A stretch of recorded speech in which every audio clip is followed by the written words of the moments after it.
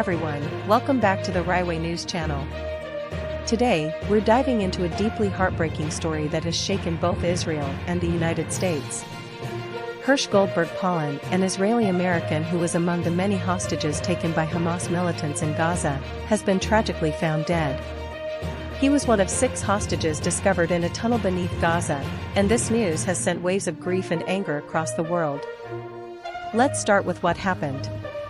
Hersh Goldberg-Polin was just 23 years old when he was taken hostage by Hamas during their brutal attack on the Nova Music Festival in southern Israel.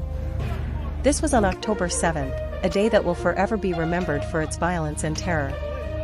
Hersh, along with several friends, had sought refuge in a small bomb shelter as the attack unfolded. But the horror didn't stop there. As the militants began to throw grenades into the shelter, Hersh did something incredibly brave. He tried to protect his friends by throwing the grenades back out. Unfortunately, this act of bravery cost him dearly, as his arm was blown off in the process, and he was taken hostage in critical condition. Fast forward to now, after weeks of uncertainty, we've received the devastating news that Hersh's body was found in a tunnel under Rafah in southern Gaza, along with the bodies of 5 other hostages. These tunnels have been used by Hamas as hideouts and weapons storage, but they also became the final resting place for these innocent souls. This discovery has added to the mounting pressure on Israeli leaders to bring this crisis to an end. The families of the hostages have been relentless in their calls for a ceasefire and a deal to bring their loved ones home, but their hopes are now overshadowed by this tragic outcome. The death of Hersh Goldberg-Polin is not just a personal tragedy for his family and friends, it's a symbol of the immense human cost of the ongoing conflict in Gaza.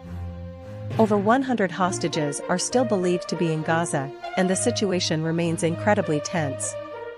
The international community, particularly the United States, has been pushing for a resolution, but the path forward is far from clear.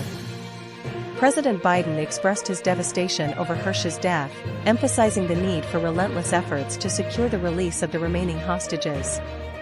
But with every day that passes, the hope of finding them alive grows dimmer. This is a crisis that has not only claimed lives, but has also fractured the trust and stability in the region. So, where do we go from here? The discovery of Hersh Goldberg-Polin's body is a painful reminder of the urgency of ending this conflict.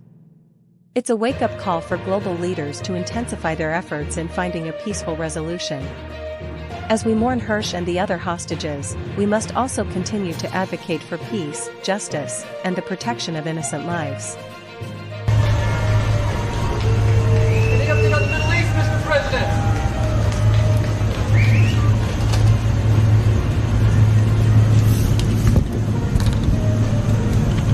I don't have much to report. My staff's been in contact with Israelis. They've discovered bodies in Gaza. I'm not sure the exact number. They haven't figured them out yet. And in the meantime,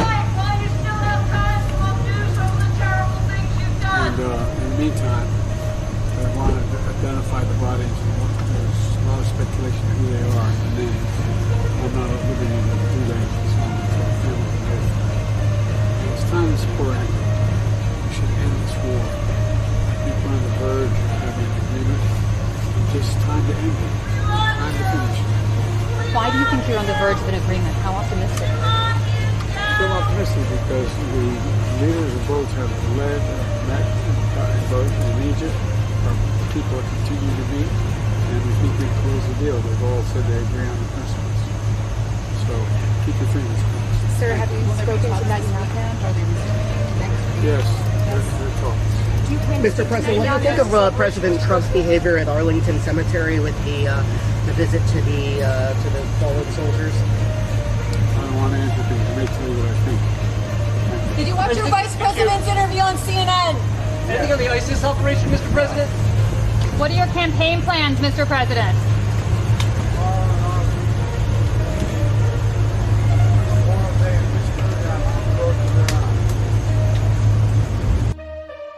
Thank you for watching. Please consider subscribing to stay informed on important issues like this one, and let's keep the conversation going in the comments below. What do you think can be done to resolve this crisis? I'd love to hear your thoughts.